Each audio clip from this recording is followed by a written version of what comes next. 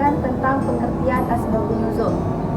Asbabun nuzul merupakan suatu istilah kunci dalam Al-Quran atau ilmu-ilmu Al-Quran yang merujuk pada sebab-sebab spesifik atau konteks kejadian yang mendasari diwahyukannya ayat atau sekumpulan ayat Al-Quran kepada Nabi Muhammad SAW. Makna bahasa terdiri dari dua komponen, yaitu yang pertama asbab.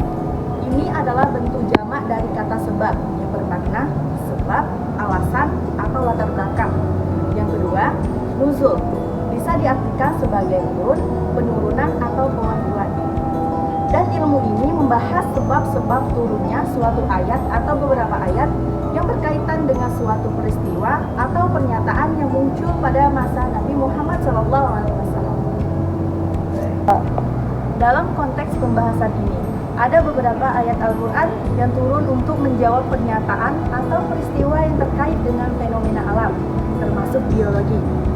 Ilmu asbabun nuzul bisa membantu menjelaskan konteks ayat-ayat tersebut, yaitu dengan studi tentang asbabun nuzul dapat dikombinasikan dengan pendekatan ilmu modern, yaitu termasuk biologi.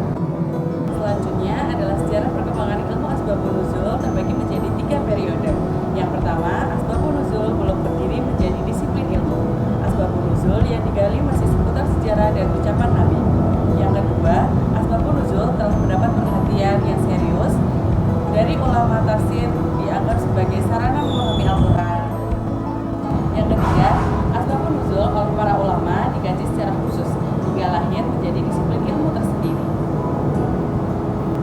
Dalam pembahasan sejarah asbabun nuzul ini dapat dihubungkan dengan ilmu biologi yang menjelaskan proses penciptaan manusia dari tanah hingga menjadi makhluk yang sempurna.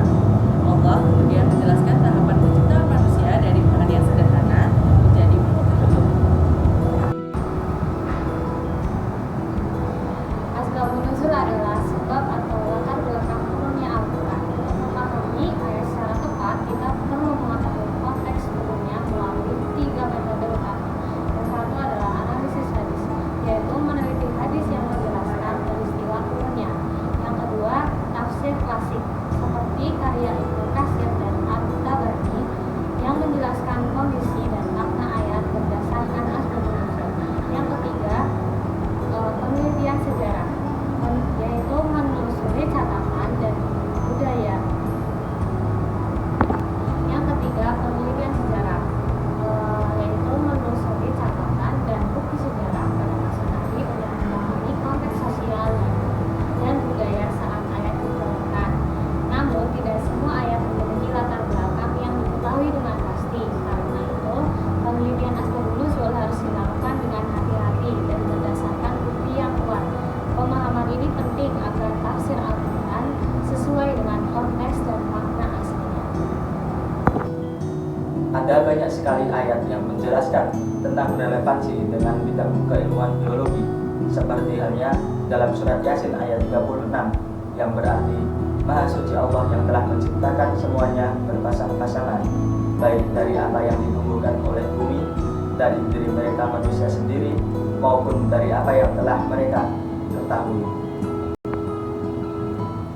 Ada juga dalam surat Al-Mu'minun ayat 12-14 yang menjelaskan tentang tahapan embriologi, yaitu tahapan penciptaan manusia dari saripati tanah hingga menjadi wujud makhluk yang sempurna, yang bahkan pada zaman itu belum ada teknologi yang mampu mengetahui ilmu tersebut.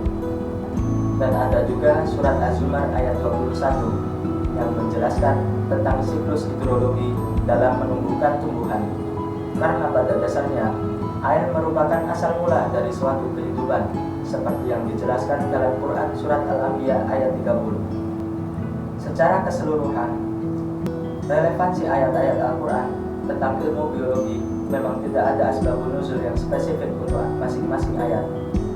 Karena ayat tersebut menunjukkan tanda-tanda kekuasaan Allah kepada umat Nabi yang dapat diamati di alam sekitar untuk menambah keimanan manusia.